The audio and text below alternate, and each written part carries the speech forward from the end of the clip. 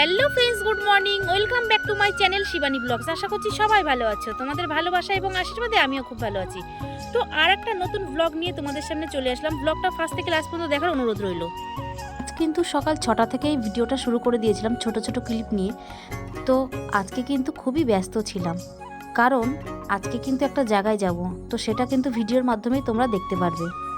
আজকের সকালবেলার রান্নাটাও আমি শুরু করে দিয়েছি, কারণ আমার মায়ের তো শরীর খারাপ, আর আমার মার যখন তখন শরীর খারাপ হয়, আর এখন অন্য একটা সমস্যা এসে জুটেছে।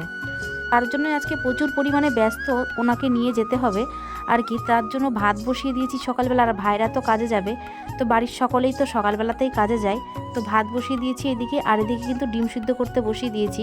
এখানে 7খানা ডিম সিদ্ধ করতে দিয়েছি, আর এদিকে দুটো ফুলকপি বের করে নিয়েছি। আমি আজকে ভাবলাম অনেকদিন ফুলকপি দিয়ে আলু দিয়ে ডিম দিয়ে রান্না করা হয় না, তো আজকে রান্না করব।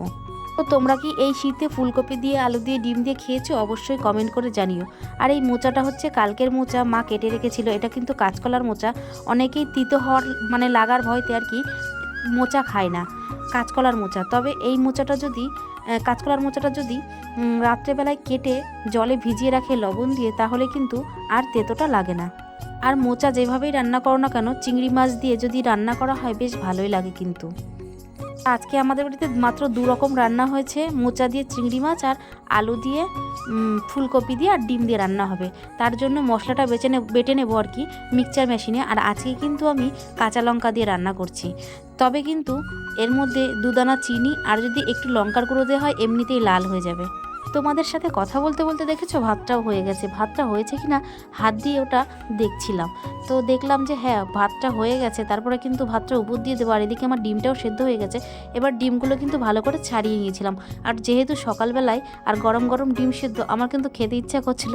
তবে এখানে গোনা ডিম ছিল, একটা একটু এক্সট্রা ডিম ছিল, তবে আমি খাওয়ার টাইমও পাইনি, এত তাড়াহুড়ো ব্যস্তর মধ্যে ছিলাম। তারপরে ডিমগুলো ভালো করে ছাড়িয়ে নিয়েছিলাম। আর এদিকে দেখো এবার কিন্তু তেল গরম করে ডিমগুলো ভালো করে লবণ আর হলুদ দিয়ে ভাজা করে নেব। আর সকালবেলায় এত তাড়াহুড়োর মধ্যে আমি ক্যামেরাটাও ঠিক ভালো করে ধরতে পারছিলাম না, এতটাই ব্যস্ত ছিলাম। যেহেতু সকালবেলায় ভাইরা ট্রেন ধরে কাজে যাবে, আর আমারও একটা জায়গায় যাবার আছে, ওই জন্য কিন্তু এতটাই ব্যস্ত, ক্যামেরাটা ঠিকঠাক ধরবো সেটাই পারছিলাম না। তারপরে দেখো এখানে ফুলকপি সেদ্ধ করে নিচ্ছে। আমি কিন্তু সচরাচর ফুলকপি সেদ্ধ করে রান্না করি না, তবে আমার মা বললো একটু ভাপ দিয়ে নিয়ে তবে একটা গন্ধ বেরোয়, সেই গন্ধটা কেটে যাবে। তারপর ছোটো একটা কড়াইতে আমি কিন্তু চিংড়ি মাছটা আলাদা করে ভেজে নিচ্ছিলাম। চিংড়ি মাছটা যে কড়াইতে রান্না করবে তরকারি, সেই কড়াইতে যদি ভাজা করা হয় তাহলে মশলাটা তাড়াতাড়ি পোড়া ধরে যায়, ওই জন্য আর কি আলাদা করে চিংড়ি মাছটা ভাজা করে নিচ্ছি। তারপর এদিকে দেখো আলু সব কিছু কষিয়ে, আলু ফুলকপি ডিম ভালো করে কষিয়ে এখানে ঝোল দিয়ে দিয়েছি। আর এখানে চিংড়ি মাছটা ভাজা থেকে অনেকটা জল বেরিয়েছে। জিনিস লক্ষ্য করবে, তুমি যতই চিংড়ি মাছ ভালো করে ধুয়ে পরিষ্কার করে জল ঝরিয়ে রাখো না কেন, ওটা কিন্তু জল গলবেই। তো এখানে অনেকটা জল গলেছিল, প্রায় ভাজা করতে প্রায় 15 মিনিট মতো সময় লেগে গেছিলো। যেহেতু চিংড়ি মাছ আমি মোচাতে দেবো, সেহেতু ভালো করে ভাজা করে নিয়েছিলাম। আর এই দেখো তারপরে তোমাদের সাথে গল্প করতে করতে দেখো মোচাটাও কিন্তু আমার রান্না প্রায় শেষ। মোচার মধ্যে কিন্তু আমি ঘি আর গরম মশলা একটু দিয়েছিলাম, আর এর মধ্যে 2 দানা চিনি দিয়েছিলাম।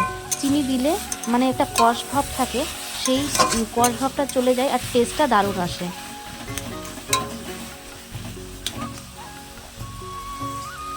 আর আমরা কিন্তু বেশিরভাগ তরকারিতে চিনি দিই, অনেকেই কিন্তু চিনি দিয়ে খাওয়াটা আর কি পছন্দ করে না। তবে আমার মার কাছ থেকে আমি শিখেছি তরকারিতে চিনি দেওয়া। আমি কিন্তু আগে যখন রান্না করতাম চিনি দিতাম না, তবে মা কিন্তু দেয়। তবে মাকে অনেক বারণ করেছি যে তুমি তরকারিতে চিনি দেবে না। আমার মায়ের সুগার, তার জন্য এত বারণ করি, এত মেনে গুছে খেতে বলি, কিন্তু আমার মা খায় না, সেই তরকারিতে চিনি দেবে। ওনার নাকি চিনি ছাড়া খেতে ভালো লাগে না, আবার চায়েও কিন্তু চিনি খায়। তবে ওনাকে কিন্তু আমি সবসময় বারণ করি চিনি খেও না, চিনি খেলে অতিরিক্ত সুগার বেড়ে যাবে। তবে উনি শোনে না কথা। এখন কি করা যাবে বলো?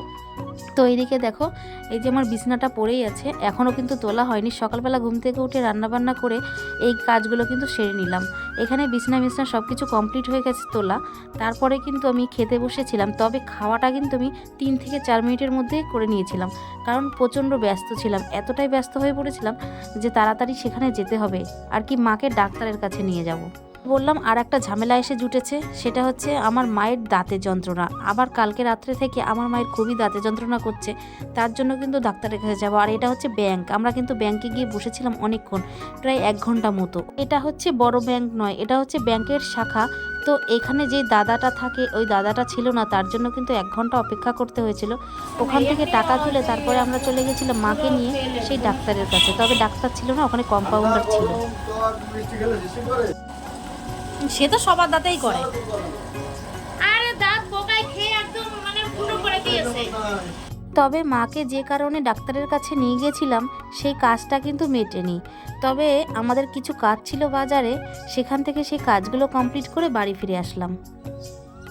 তো ফ্রেন্ডস, আজকের মতো ভিডিওটা এই পর্যন্তই। আজকের এই ভিডিওটা তোমাদের কেমন লাগলো অবশ্যই কমেন্ট করে জানিও। আর প্রতিদিনের মতো খাওয়া দাওয়া করে কিন্তু আমি আজকে মাঠে চলে এসেছিলাম রোদ্রে আর কি। রোদ তো নেই, অনেকটা বেলা হয়ে গেছে, 3:30 মতো বাজে এখন। তো আর এই যে যেখানে বসি, এই যে সর্ষে ক্ষেতে পুরো জল দিয়েছে, এখানে বসা যাবে না, এই যে আলগুলো পুরো ভিজে ভিজে গেছে। তো যাই হোক, আজকের মতো ভিডিওটা এই পর্যন্ত। যদি ভিডিওটা ভালো লাগে লাইক কমেন্ট শেয়ার করে দিও। আর আমার চ্যানেলে যারা নতুন আছো তাদেরকে বলবো চ্যানেলটাকে সাবস্ক্রাইব করে পাশে থেকো। ধন্যবাদ সবাইকে, দেখা হচ্ছে নেক্সট ভিডিওতে। ততক্ষণ সবাই ভালো থেকো, সুস্থ থেকো, টাটা।